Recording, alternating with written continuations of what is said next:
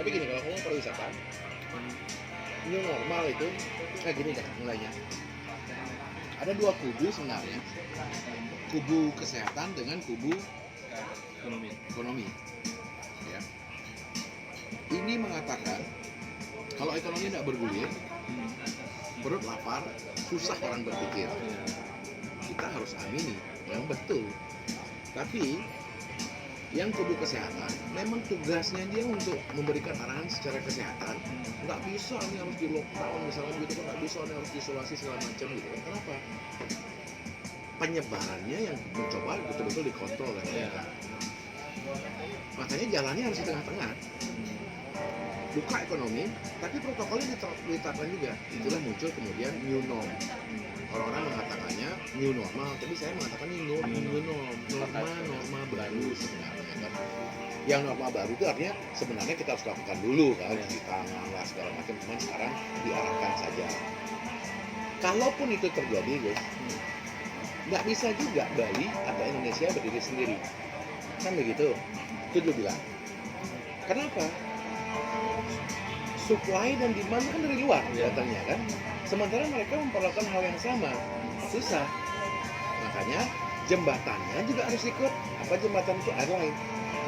Juga menerapkan new norm, juga meyakinkan bahwa safe loh untuk travel.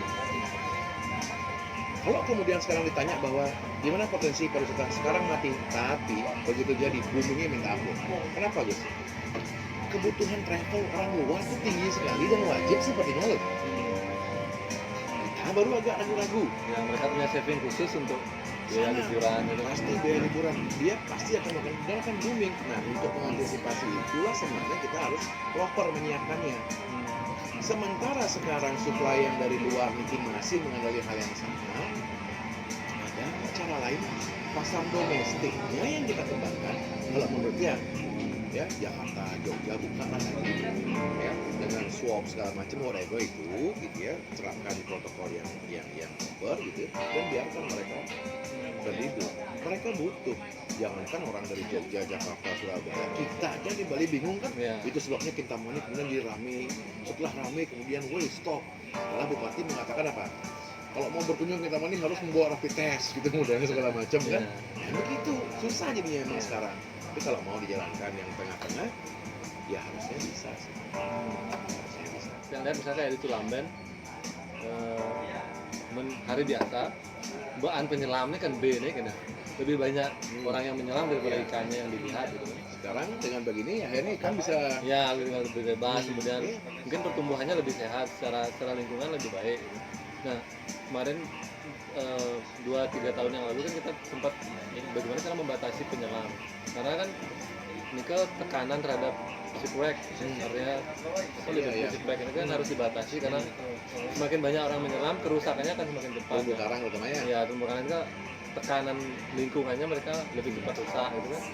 Nah pengennya gimana caranya menata yang melihatnya, wah ini kesempatan, karena sebelumnya kan gue kayak wah jadi menyetop nak berkadung booking setahun sebelumnya segala macam, nak bekerja terus sing dari nyelam kan kecewa dan image-nya buruk gitu. Inilah yang bukan Tiang katakan, pada saat new normal ini jangan fokus mengenai masker, jangan fokus mengenai face shield, jangan fokus kepada cuci tangan, jangan fokus kepada swab test, rapid test segala macam.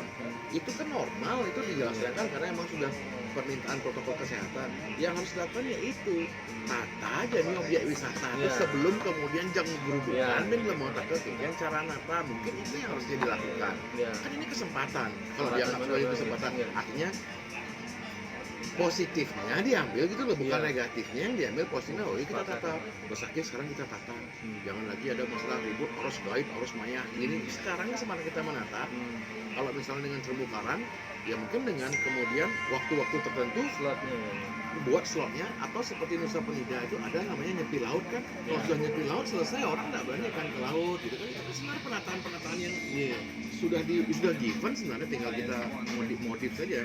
Kalau jangan pernah ke Raja Ampat lihat mereka membuat itu kayak slot kamar hotel, jadi per jam itu hanya 10 penyelam.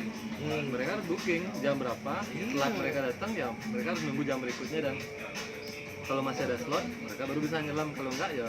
Dan ini kesempatan menurut saya, karena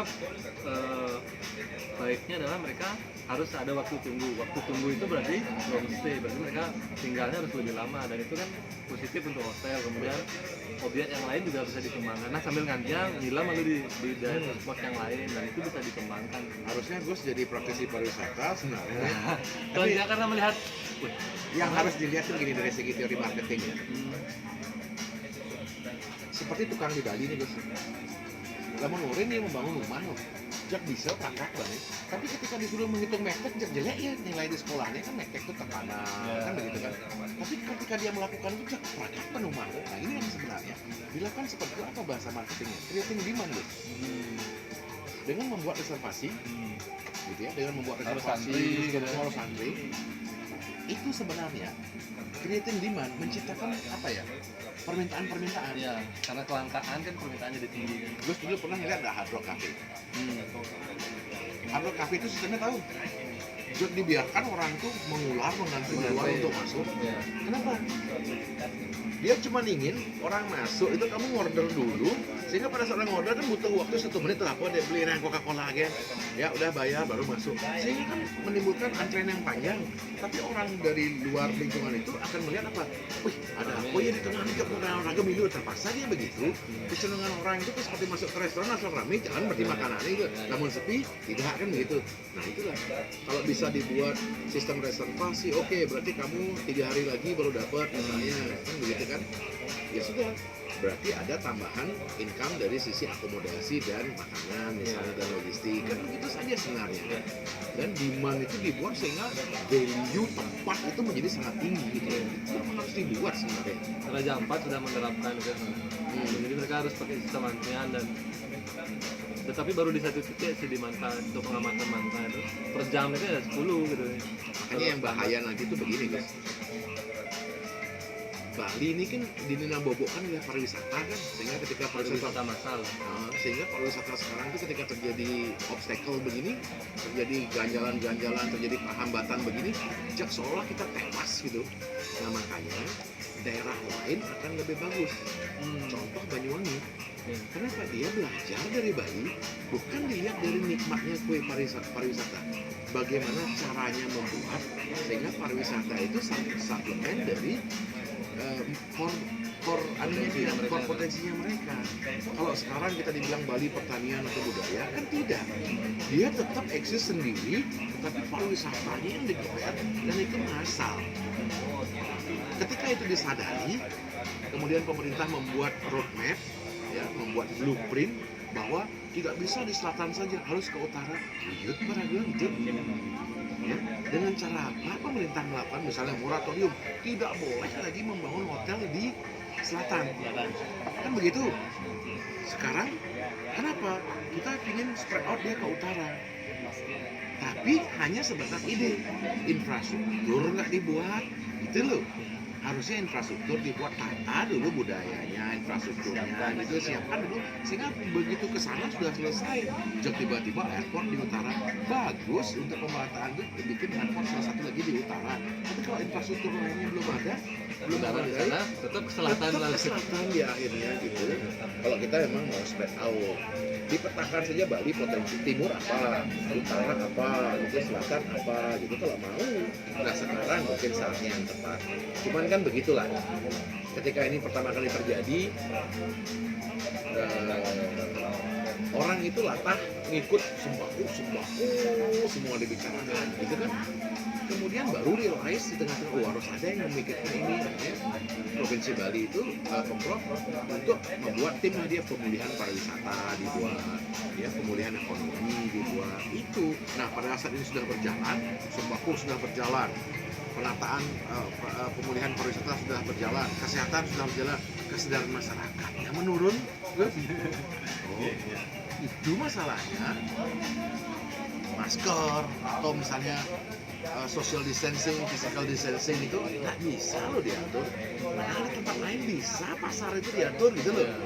Atur aja jamnya, jam sekian kamu jualan. Jadi dari 100 kapasitas jadikan 50. Belanja kan begitu. Jawaban masyarakat apa? Loh saya ke pasar tuh belinya sekalian kok, bukan hanya sayur saja, saya harus beli daging lagi segala macam gitu masalahnya. Jadi susah. Tapi padahal bisa sebenarnya kan. Sangat bisa. Cuman sangat bisanya dengan cara yang keras, atau cara soft. Kan tergantung respon masyarakat saja sebenarnya kan. Itu contoh pembatasan pengunjung rumah sakit ternyata bisa juga. Ternyata bisa berpindahan kan pesen enak sih nelokin gitu. Dan ini kan udah berdeloknya malu lah gitu. Pembatas sederhana ternyata bisa dan tidak perlu mengurangi esensinya. Tidak perlu ke beji, tidak perlu ke segara, cukup ngubeng bisa ternyata ya. Ya, seperti itu sebenarnya. Tapi kalau kembali kita bicara masalah pariwisata, kesempatan yang sangat besar, kesempatan yang sangat luas, dan ini betul-betul given dari alam bahwa kita diberi kesempatan yang baik untuk memikirkan kembali bagaimana ke depannya supaya kalau ada hal begini kita tidak collapse lagi. Ya, kalau dilihat dari segi geopolitik memang Bandung berkepentingan sekali terhadap pariwisata massal itu. Ya, sekeras-kerasnya pemerintah ingin mengatakan bahwa kita ingin pariwisata itu adalah quality, yield gitu ya, bukan volume gitu, tidak akan pernah bisa karena Badung menikmati itu dan Badung memberikan kepada setiap daerah sebenarnya. Nah, kalau diambil dari geopolitik Indonesia, jadikan Bali hanya lokomotif saja Gus. Karena sudah kadung terkenal Bali ini di dunia, jadikan dia lokomotif saja. Tapi kemudian kita spread ke Indonesia Timur tuh. Paketkan dulu sementara, tiba di Bali 2 malam, kemudian lempar ke Labuan Bajo, lempar ke Raja Ampat, biarkan dia jadi begitu. Kenapa? Singapura melakukan itu. Kenapa Singapura melakukan itu? Karena Singapura nggak punya sumber daya, nggak punya sumber daya pariwisata, nggak punya dia sumber pariwisata budaya, nggak punya, sehingga dia membuat paket di Eropa, dari Eropa ke Bali. Oh, di situ dia bilang Balinya dipakai sebagai lokomotif anunya dia, programnya dia. Tapi ketika datang nginep dia dulu semalam di Singapura, terbang connect ke Bali karena perbedaan waktu kan. Di Bali itu lagi dia balik ke Singapura, dia 2 malam di sanalah dia belanja guys. Baru dia kembali pulang ke Eropanya. Jadi Singapura sebenarnya ancaman apa? Lengkop stay terhadap Bali. Nah, ketika kemudian Lombok mau begitu, kan sudah bagus nih, Lombok mau begitu, Raja Ampat mau begitu. Jangan kemudian Bali masukkan gila Lengkop stay kita ini dipotong gara-gara Raja Ampat, gara-gara Lombok. Kan nggak bisa juga begitu kan. Harusnya kan memikirkannya secara holistik begitu kan. Faktanya Bali begini juga ternyata collapse juga kok kita.